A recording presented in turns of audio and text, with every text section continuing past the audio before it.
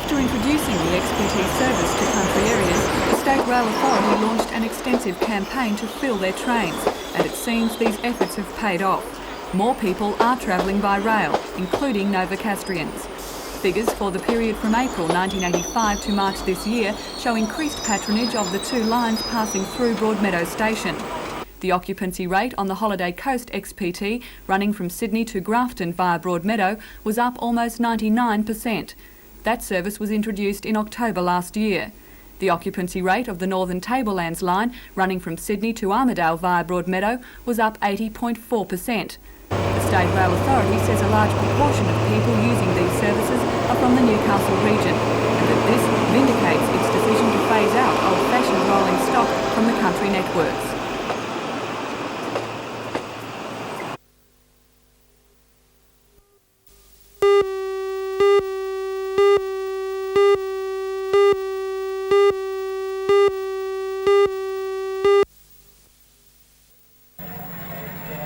More than 10,000 fans bade farewell to the best season in years. Why was it a record crowd? It had no superstar American sedan drivers. It had no world-class solo motorcyclists. The turn-up they did for some great local racing and a look at a monster called the friendly Nissan Bigfoot. Aren't we lucky it's friendly? Each wheel steers individually. They can pop it off a gear. Terror tyres are starting to grind and crunch their way up, standing by for the green flag, and it sends them on their way. In event number 2, the UFO Spina is anxious to find 5, 4, 3, Just the $50 body with Demolition Derby is underway. Hell-bent on staying in running order, but determined to put someone else on the injured list. Looks highly dangerous, and Milne's giving him the shove too. That's not new. Here's Rambo on the job down here. Rambo in the number just came to a hold over there. For the record, so here's the battle to the finish between the champion. Perhaps the area's He's defeated Rambo Pine, so it was a and into the winner's circle for $1,000. Now we must ask everybody to stay.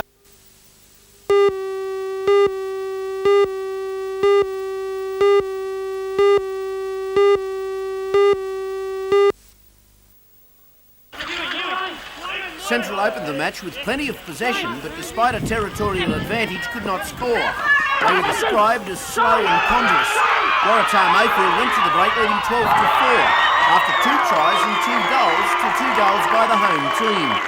In the second half, the Tars scored another 3 tries, despite a flood of penalties for the Central team. It finished with a 5 tries and 4 goals win to Waratah, to 1 late try and 3 goals to last year's Rookie of the Year, Greg Price.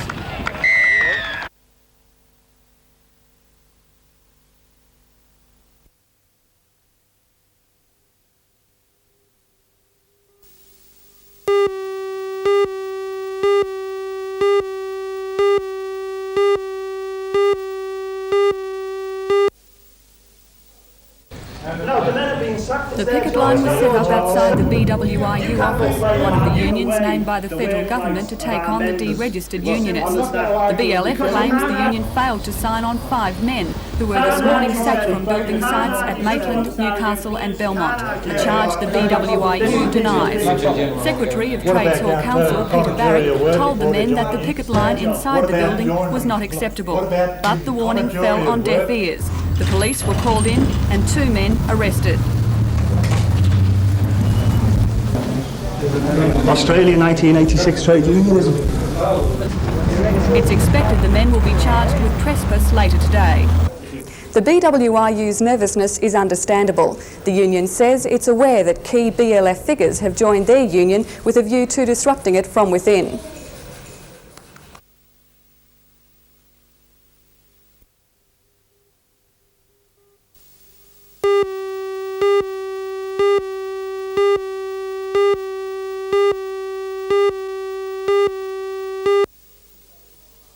The picket line outside the BWIU office was in response to the sacking of 5 men at 3 building sites this morning. The men failed to sign up with an alternative union and were told no ticket, no start. They laid the blame squarely with the BWIU and their employers, claiming they had been misled. The company's told us last week that it'd be right until Monday morning. We've gone in, they've asked us for a show of tickets immediately.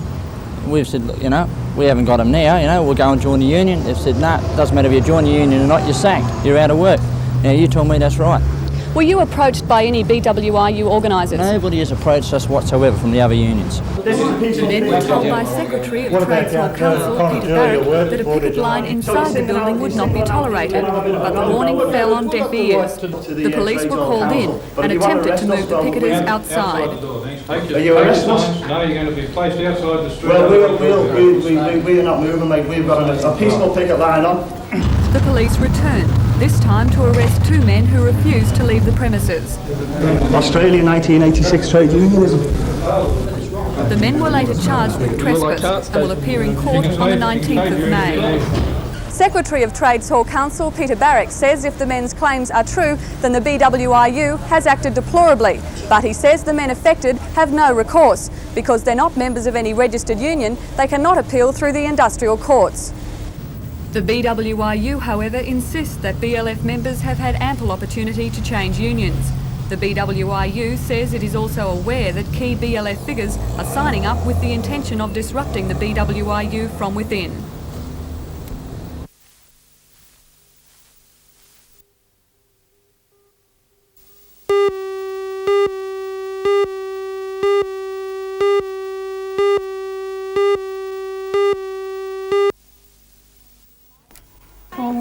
Years ago, 3 young children, each with their own handicap, enrolled in normal schools instead of special schools for the disabled.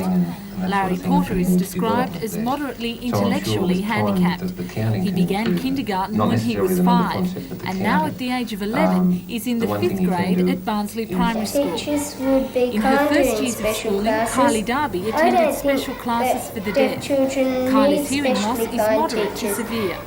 Surgery was unable to remedy the situation, but after mastering the skills of lip reading, Kylie was placed in a regular class. Paul Hunter was born with a crippling disease called spina bifida. Yet, with strong support from both his family and teachers, he's mixed with other children in both regular preschool and primary school surroundings. In 1981, it was still a fairly new and innovative idea to try and integrate disabled children into normal surroundings, particularly in Paul's case. But that was 5 years ago, and now this determined young 13-year-old has begun his first year at Morisset High School. Paul's disease is congenital. Spina bifida attacks the unborn child during the first 12 weeks of pregnancy. But Paul's paralysis from the waist down is no barrier to school studies or activities. According to the other kids, he's treated just like everybody else, and that's exactly how Paul wants it to be. They just treat me, I think, just like anybody else that they would. They'd just be themselves to me. They wouldn't do any exceptions. To help Paul around the school playground, special ramps were installed this year. He knows his limitations. Paul's independent nature has helped him to adapt well, and his best mate Adam is there to lend a helping hand.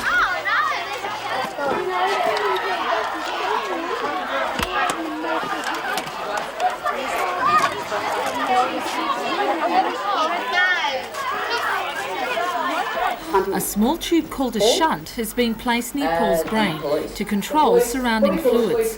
He's described as an average student who has to hand in homework like everybody else. There's no special allowances and no special treatment.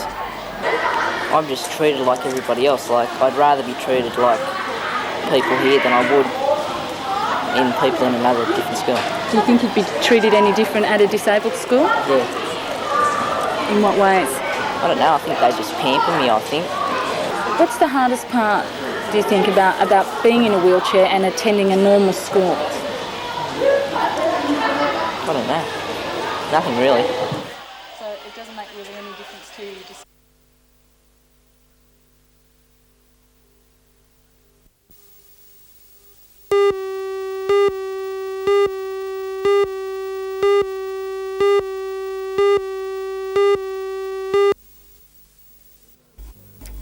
When this special video program was made 5 years ago, its main purpose was to show that educational methods for handicapped students were changing. Larry Porter was 5 years old when these pictures were taken. He's described by the specialist as moderately intellectually handicapped. When Larry entered kindergarten at Barnsley Public, the general feeling from his teachers was one of uncertainty. Would Larry fit into normal school lessons, and did they have the expertise needed to educate him? But the change had begun. No longer were special schools and institutions to be regarded as the only alternative for educating those with either physical or mental disabilities. Larry is now in 5th grade, and his unexpected progress has been the result of dedicated and committed teachers. He is being treated exactly the same as all other children. He's able to find example and model from the children who are within the class, because we are working in parallel class situations. I feel that it's been a very successful integration here. Larry has been treated like any other 11-year-old at his school, and there's nothing he would change. His basic skills are not strong, but he has developed very, very well in reading. He's beginning to pick up mathematical concepts. He fits very well into the classroom situation as far as interaction with other children. They accept him very much, and we see him very much as just a part of the school. When Kylie Darby began her schooling at Adamstown Primary, she was placed in a special class for deaf children. But when she moved to Wallsend South School, Kylie was integrated into a regular classroom. Kylie's been in my class Her deafness for is nearly a year described now, as and I'm moderate to naturally very severe. pleased with With the help of progress the she's hearing made aid both and the use of socially lip and reading skills, academically. Kylie has been able Children to might adapt not- in a regular class. She's now in Year 9 at Lambton High School. Kylie's hearing loss has produced some barriers. She's a slower reader than the rest of her classmates, but her practical skills in lessons such as home science and textiles are on an equal par. However, Kylie's comprehension and understanding of vocabulary needs extra work, and that's where Gary Turner, who teaches the impaired hearing at the school, steps in. The biggest problem is the isolation and the frustration of the hearing loss. Most of the kids here have trouble hearing the consonants in human speech. They can hear a lot of sound and music, but they miss out on the consonants in human speech. She's coped very well. She gets a lot of support from the teachers here, and she's got other deaf students as well as all the normal children in the school to mix with. It's much better for her than going to a school for the deaf. For Kylie, Larry and Paul, their integration into normal school surroundings has been nothing short of an educational success. In all cases, it's been a learning experience for both students and their teachers, and no one would have it any other way.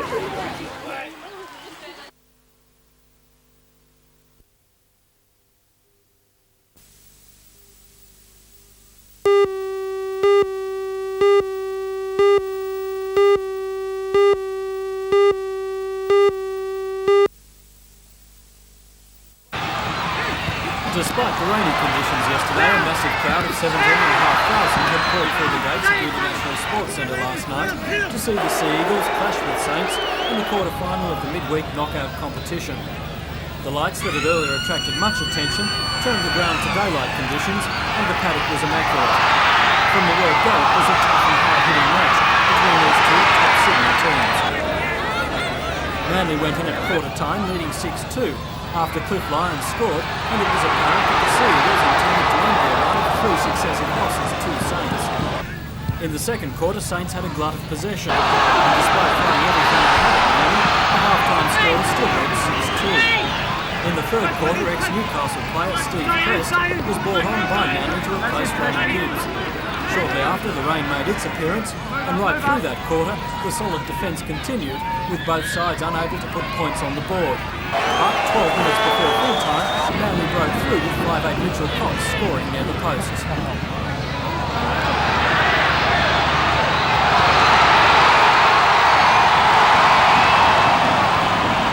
Manly wrapped up the match 5 minutes later with a try by winger Phil Blake to secure an 18-2 victory and a place in the semi-finals.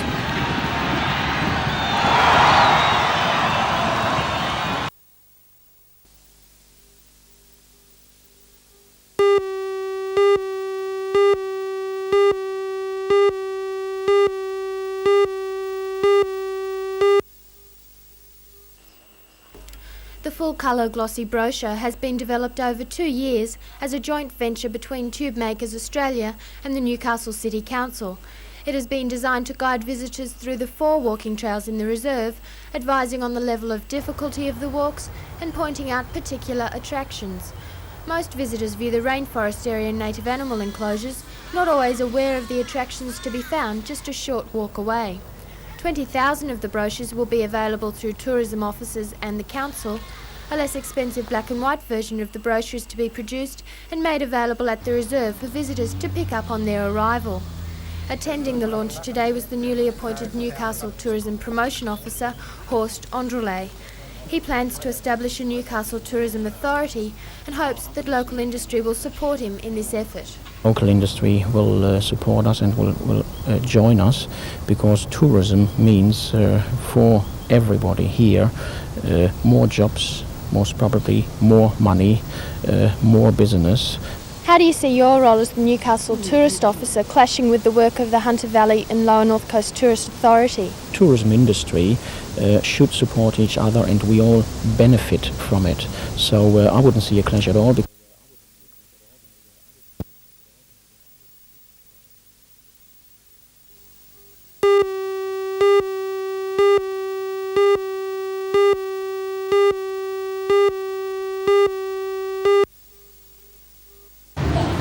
Puppy Love is a new and exciting young children's play that's come to Newcastle for the May School holidays.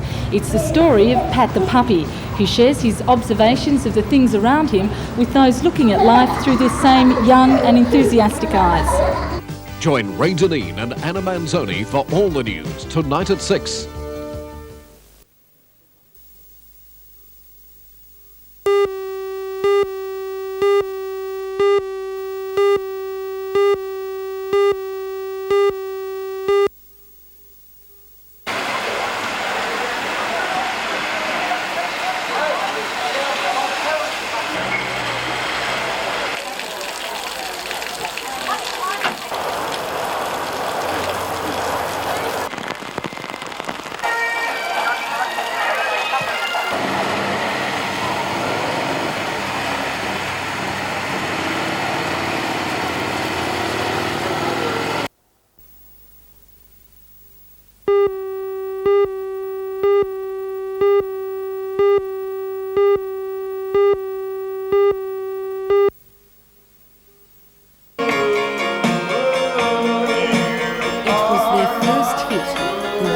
Begin a string of favourites taking the Platters to the top of the charts. Only You sold over 5 million records and has been sung in more than 20 languages.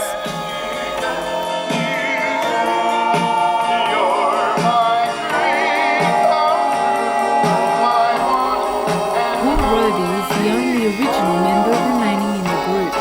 In fact, he formed the sound that would become the Platters trademark, selling more than 120 million records in their 30-year history.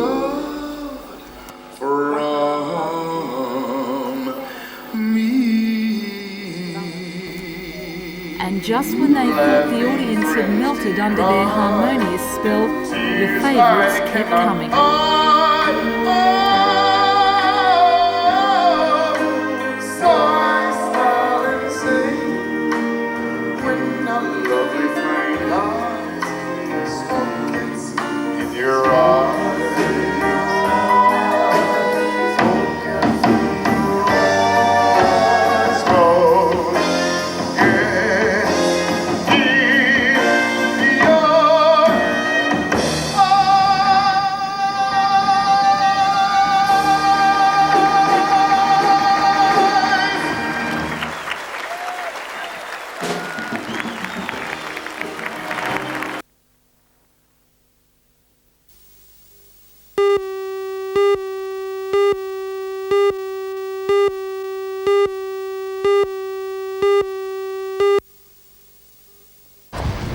Hello, I'm Mark Warren. Members of the Royal Australian Navy's Quality Assurance team were in Newcastle today to brief local businesses. The briefing outlined the necessary requirements behind the Navy's multi-billion-dollar submarine replacement contract. Join Ray Deneen and Anna Manzoni for all the news tonight at 6.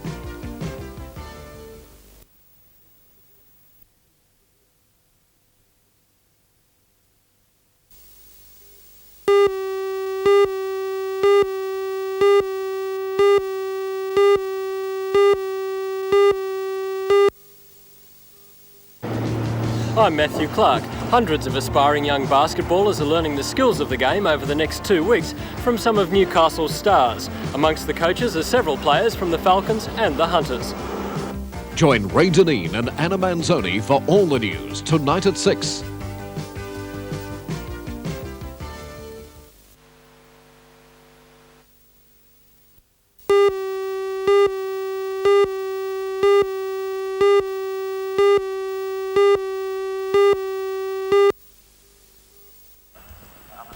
Rothbury Estate at Bucolban were this year's hosts of the Classic.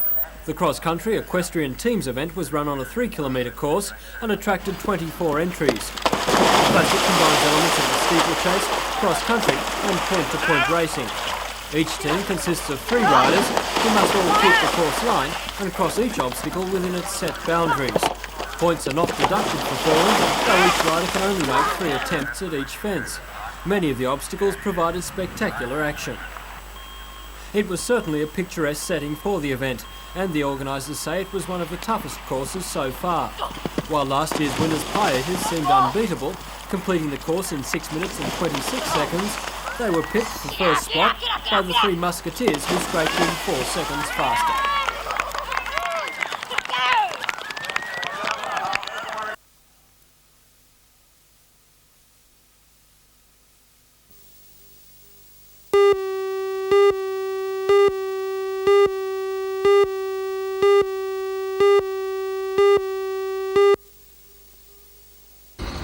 Hello, I'm Mark Warren. The new road bridge over the Hunter River at Singleton was officially opened today. The bridge and connecting roads were built at a cost of $6 million and funded through the Bicentennial Road Development project. Join Ray Deneen and Anna Manzoni for all the news tonight at 6.